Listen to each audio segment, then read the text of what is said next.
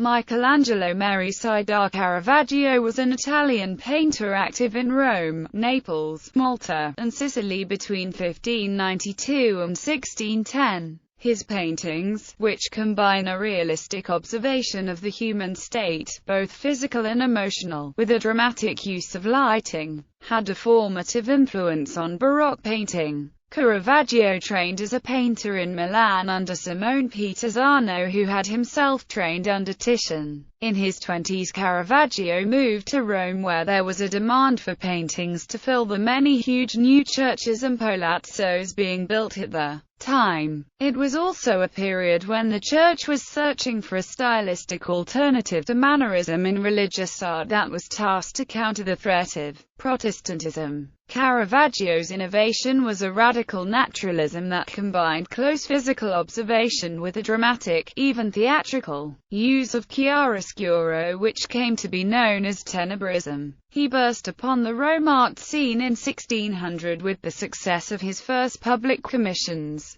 The Martyrdom of St. Matthew and Calling of St. Matthew. Thereafter he never lacked commissions or patrons, yet he handled his success poorly. He was jailed on several occasions, vandalized his own apartment, and ultimately had a death sentence pronounced against him by the Pope after killing a young man, possibly unintentionally, on May 29, 1606. An early published notice on him, dating from 1604 and describing his lifestyle 3 years previously, recounts that, after a fortnight's work, he will swagger about for a month or two with a sword at his side and a servant following him from one ball court to the next, ever ready to engage in a fight or an argument, so that it is most awkward to get along with him. In 1606 he killed a young man in a brawl and fled from Rome with a price on his head. He was involved in a brawl in Malta in 1608, and another in Naples in 1609, possibly a deliberate attempt on his life by unidentified enemies.